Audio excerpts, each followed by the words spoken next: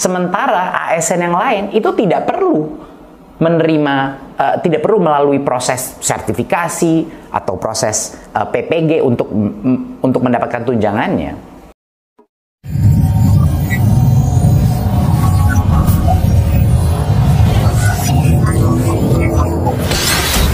Selamat datang di channel ASN Amawa.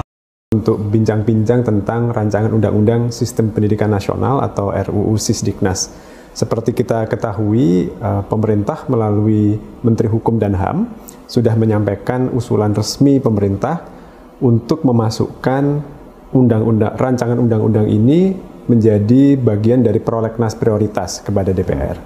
Nah, beberapa minggu terakhir banyak tanggapan dari masyarakat, masukan baik pro maupun kontra, yang ini semua menunjukkan kepedulian yang sangat tinggi dari masyarakat tentang pendidikan kita. Betul. Salah satu yang paling hangat diperbincangkan adalah soal kesejahteraan guru nih, Mas Menteri.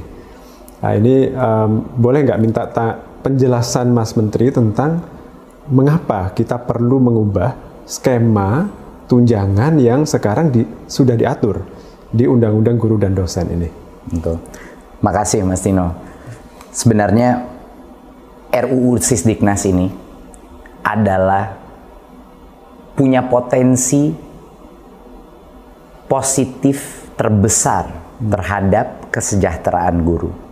Itu adalah satu hal yang sebenarnya yang telah kami di Kemendikbudristek telah memperjuangkan selama 1-2 tahun terakhir, adalah mencari jalan bagaimana caranya kita bisa meningkatkan kesejahteraan guru, dan bagaimana caranya kita bisa tidak mengecewakan guru yang sudah bertahun-tahun ini, berpuluh-puluh tahun menunggu tunjangan mereka, tetapi masih mengantre dan tidak mendapatkannya. Jadi sebenarnya RUU Sisdiknas ini adalah kabar gembira bagi semua guru. Ini suatu hal yang saya rasa saya kepengen sekali berbicara langsung dengan para guru dan menjelaskan betapa besarnya potensi ini untuk meningkatkan kesejahteraan. Ya. Kalau RUU Sisdiknas ini terjadi, ada beberapa hal yang akan bisa tercapai. Yang pertama adalah RUU Sisdiknas ini menjamin bahwa guru-guru yang sudah menerima sertifikasi dan tunjangan tidak akan ada penurunan apapun. Mereka akan terus menerima tunjangan profesi mereka sampai dengan pensiun. Jadi aman, tidak perlu khawatir. Ya? Aman. Ada sekitar 1,3 juta guru yang saat ini menerima tunjangan, dan mereka aman sampai pensiun. Ya. Tetapi ada 1,6 juta guru lainnya yang belum menerima tunjangan profesi, ya, tunjangan apapun, dan mereka ini sudah bertahun-tahun, berpuluh-puluh tahun menunggu jatahnya mereka. Peningkatan kesejahteraannya, ya. Betul.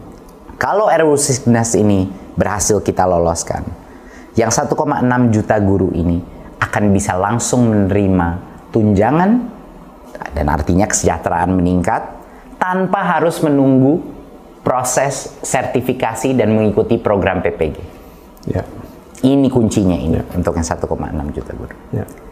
Plus, di luar itu, kalau RUU Sisdiknas ini digolkan, untuk pertama kalinya di Indonesia, guru-guru PAUD, saat ini ada sekitar 250.000 guru PAUD, guru-guru pendidikan kesetaraan, dan guru-guru pesantren, itu bisa juga diakui sebagai guru. Dan pada saat mereka memenuhi syarat, mereka bisa juga menerima tunjangan. Ya. Jadi RUU Sisdiknas ini sebenarnya semuanya kabar gembira. Nah, sekarang saya kepengen menanyakan ke Mas Nino, kalau begitu kenapa ada begitu banyak suara-suara dan isu pro kontra yang sekarang sedang tersebar? Yang saya tanyakan Mas Nino, kira-kira kenapa ini Mas Nino? Semua perubahan itu pasti menimbulkan kecemasan, ya. Ini perlu kita pahami, perlu kita maklumi juga. Karena itu kita melakukan banyak komunikasi publik, termasuk seperti dialog sekarang ini, Mas Menteri. Betul.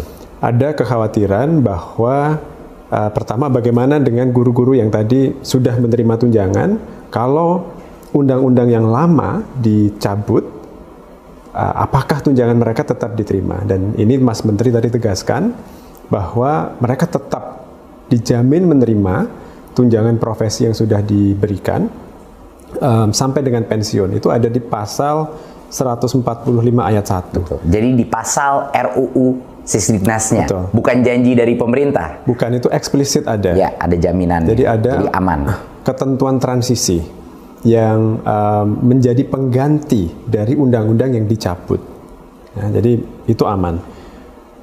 Insya Allah itu meredakan kecemasan 1,3 juta guru yang sudah menerima tunjangan ini. Ya. Nah, pertanyaan dari yang belum menerima ini juga valid, ya.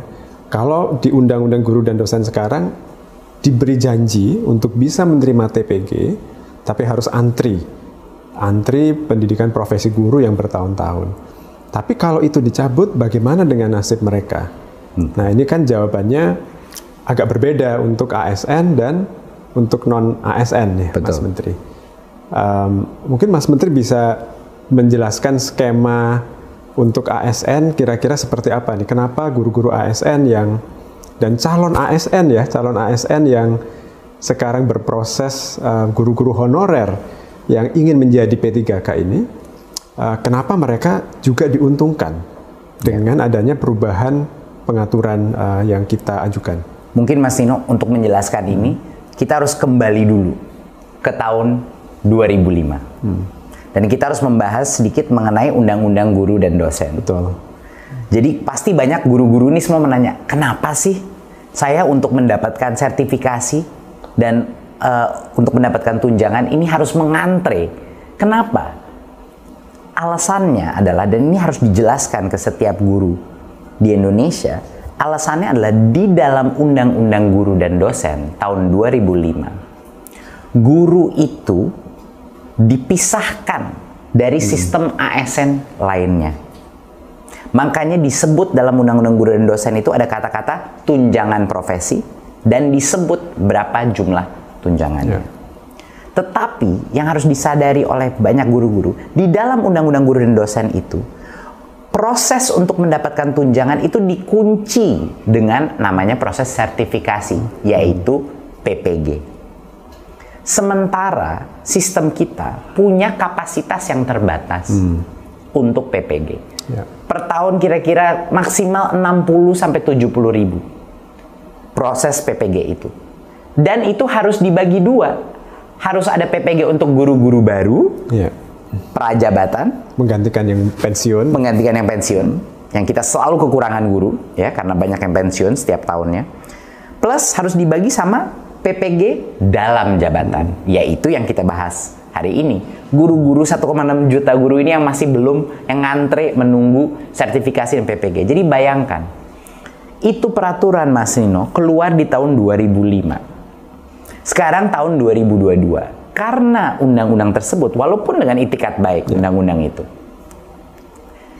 hanya 1,3 juta guru itu yang menerima sertifikasi. Jadi hampir 20 tahun untuk mencapai 1,3 juta guru disertifikasi.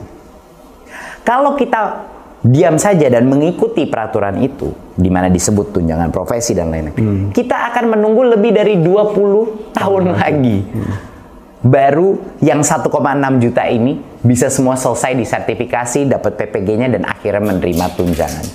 Sekarang bayangkan, kalau kita menanyakan, kalau saya itu di daerah, dari Sabang sampai Merauke saya ngomong sama guru, kalau kita memberitahukan mereka, iya Anda harus menunggu 20 tahun lagi, iya mereka akan bilang, ya saya sudah pensiun Pak. Mereka akan, hampir setengah dari guru kita, itu tidak akan menerima sama sekali karena sudah pensiun. Nah, ini adalah suatu hal yang harus dimengerti oleh guru.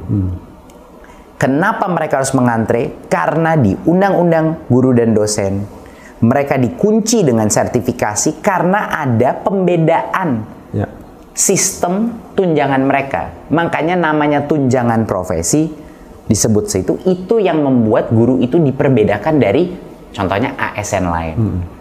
Sementara ASN yang lain itu tidak perlu menerima, tidak perlu melalui proses sertifikasi atau proses PPG untuk mendapatkan tunjangannya.